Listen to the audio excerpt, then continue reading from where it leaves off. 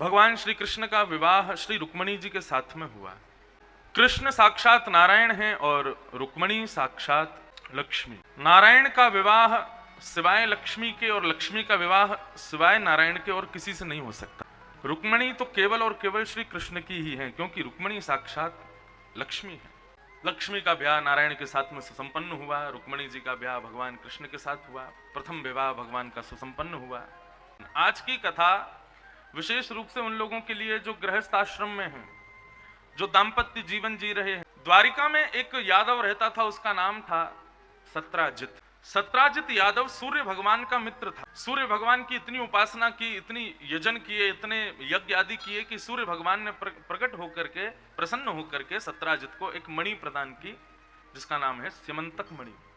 सिमंतक मणि की खास बात यह है कि रोज 6-7 घंटे सिमंतक मणि की सेवा करो, पूजा करो। उसके फलस्वरूप सिमंतक मणि हजारों किलो सोना रोज देती थी। भगवान को जब ये बात पता चली तो भगवान ने मन में विचार किया, इतने सारे धन का सत्राजित क्या करेगा? अकेला व्यक्ति इतने धन का क्या करेगा? भगवान ने कहा इस मणि को हम ले आते हैं और जितना सत्राजित कहेगा उतना सोना उसको दे दिया करेंगे, बाकी के सोने से द्वारिका के लोगों का कल्याण करेंगे। भगवान की बात बिल्कुल सही थी। इस कथा को जरूर ध्यान से सुनिएगा, क्योंकि समंतक उपाख्यान को सुनने से जीवन में कभी कलंकित नहीं होना पड़ता। समंतक उपाख्यान में जरूर कहता हूं, ताकि श्रोताओं में से किसी को कभी कलंक ना देखना। तो महाराज भगवान गए और जाकर के सत्राजित से बोले, भैया ये मणि तुम्हारी जो है इतना 1000 किलो सोना रोज देती है, अकेले तुम आदमी इतने सारे धन का क्या करोगे? ये मणि हमको दे दो, तुम 100 किलो 500 किलो 1000 किलो जितना बोलोगे उतना सोना हम तुमको रोज दे दिया करेंगे, बाकी के सोने से हम द्वारिका का कल्याण कर लेंगे। सत्राजित ने स्पष्ट मना कर दिया, बोले मैं मणि नहीं दूंगा, ये मणि मेरी है, मेरे पास रहेगी। भगवान बोले ठीक है, आओ नहीं आदर नहीं, नहीं नैनन प्रेम, तुलसी तहां ना चाहिए।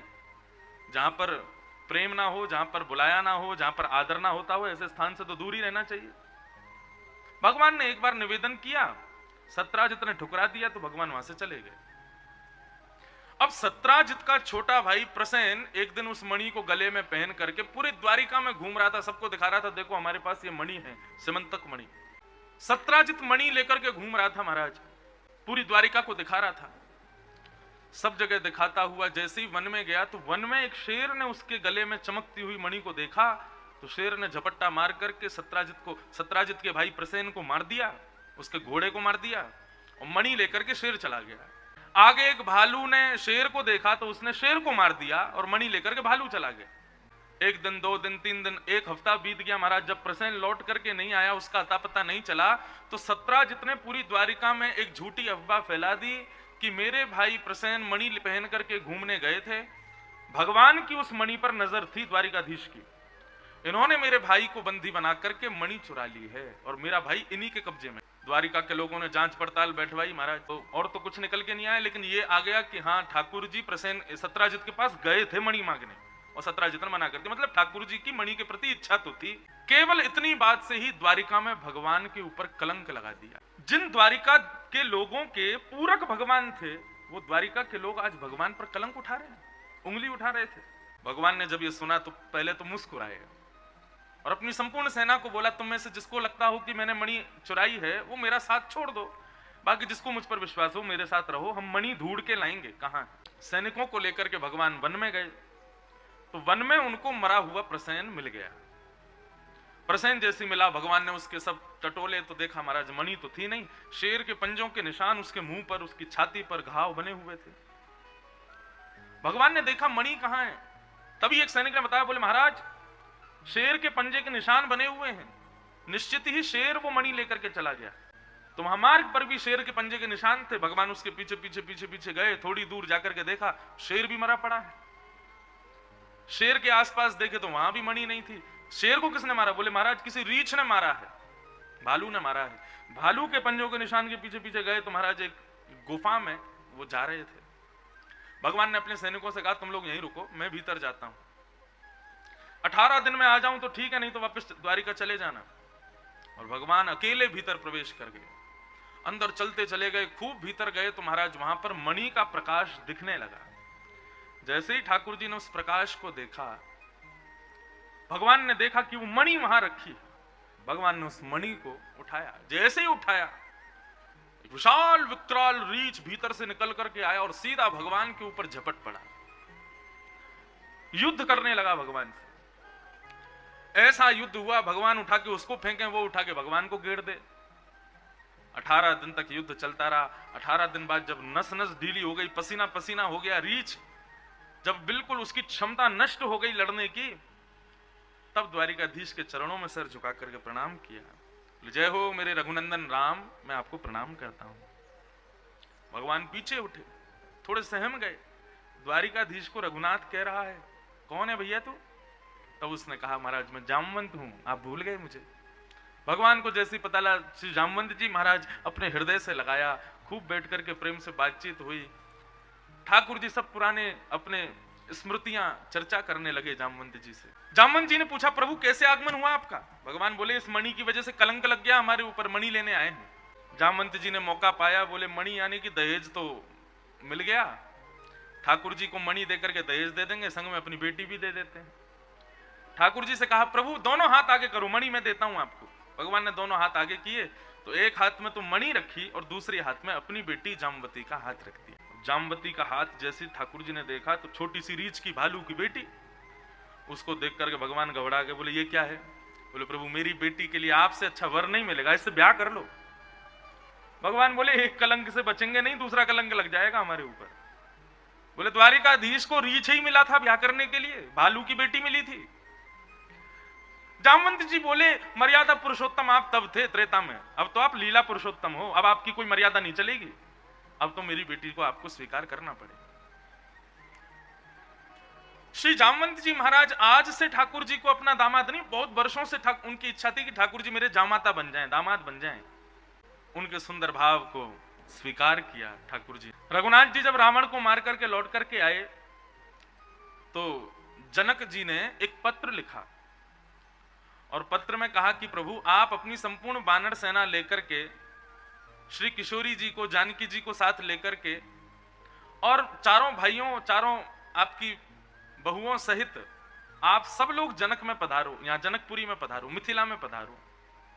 इतने वर्ष हो गए, आप 14 वर्ष तो वन में रह करके आए, ब्याह के बाद से आए नहीं हो, तो इस बार हमारी इच्छा हो रही है कि आप सब बेटियों के साथ में हमारे सब दामाद और आपकी पूरी वानर सेना, हनुमान आदि सब लोग कुछ दिन के लिए मिथिला आ जाएं घूमने के लिए।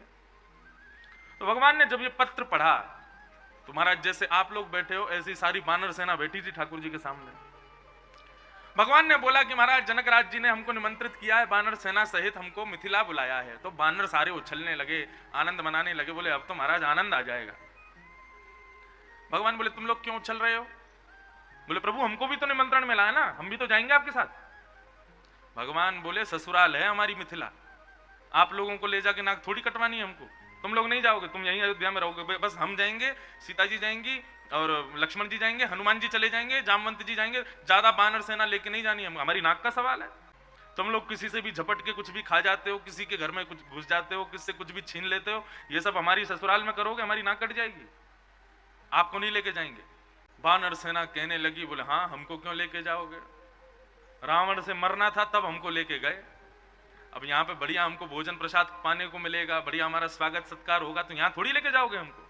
सब वानर रूठ गए और रोते हुए सब जामवंत जी के पास, हनुमान जी के पास गए, बोले प्रभु आप बात करो, भगवान से कहो कि कैसे भी करके हम पे कृपा करें, हमें भी जाना है मिथिला। तो जामवंत जी महाराज बोले, रुको मैं बात करता हूं। रघुनाथ जी के पास जामवंत जी गए और जाकर के बोले प्रभु ये सब छोटे छोटे वानर आपसे बहुत प्रेम करते हैं, इनका हृदय बहुत उदास हो जाएगा अगर आप लेके नहीं गए तो। भगवान बोले, कैसे लेके जाएं, तुम ही बताओ, ये इतना उपद्रव मचाते हैं, हमारी ससुराल में उपद्रव मचाएंगे तो लोग क्या कहेंगे? बोले, हमारे जामाता के ये सब, जामाता के सब भाई बंधु भी जामाता ही होते हैं, जीजा जी के संग में आए यार दोस्त मित्र सब जीजा जी होते हैं। बोले, ऐसे जीजा जियों को लेके जाएंगे हम? मिथिला के जीजा जी हैं एक प्रकार से सारे वानर। जामवंत जी बोले, प्रभु हमने एक युक्ति अपनाई है। बोले, क्या? बोले, ये सारे वानर मेरा अनुगमन करेंगे, जैसे जैसे मैं करूंगा ये मेरी नकल करेंगे, इनको मैंने स्ट्रिक्ट बोल दिया है, मेरे से अतिरिक्त कुछ भी नहीं करेंगे। मैं हाथ हिलाऊंगा तो ये हाथ हिलाएंगे, मैं सिर हिलाऊंगा तो मैं कुछ उपद्रव करने ही नहीं दूंगा, तो ये उपद्रव करेंगे कैसे प्रभु? अब आप मान जाइए, इनको ले चलिए। भगवान बोले, एक बार हमको करके दिखाओ। पूरी बानर सेना बुलाई गई, बीच में जामवंत जी खड़े हो गए। जामवंत जी एक हाथ उठावे तो सारे बानर वही हाथ उठावे, जामवंत जी नीचे देखें तो सारे बानर नीचे देखें, जामवंत जी बैठ जाएं तो सारे बानर बैठ जाएं, जामवंत जी खड़े हो तो सारे बानर खड़े हो जाएं। राम जी बोले बिल्कुल ऐसे ही रहना, तो लेके चलेंगे हम। सारे बानर बोले हम ऐसे ही रहेंगे प्रभु, हमको ले चलो। भगवान बोले ठीक है। हनुमान जी से कहा कि जाकर के अयोध्या के दर्जी को बुला के लाओ, सारे बानरों के लिए बढ़िया कुर्ता बनवाओ, नीचे छोटी छोटी धोती बनवा दो, ऊपर सिर के लिए बढ़िया टोपी बनवाओ, गले के लिए 2-2 मालाएं बनवाओ। अब तो सारे बानरों का नाप लिया गया, सबके लिए बढ़िया ऊपर बगलबंदी बनी, नीचे धोती बनी, ऊपर टोपी बनी, 2-2 मोती की माला गले में पहन के, और बानर बिल्कुल उर्दपुंड लगा के माथे पे ऐसे सुंदर लग रहे हैं सब। चल दिए मिथिला की ओर रघुनाथ जी के साथ। राम जी की सेना जा रही है महाराज, देख करके जो देखता है वही नजर उतारता है, बोले नजर ना लगे।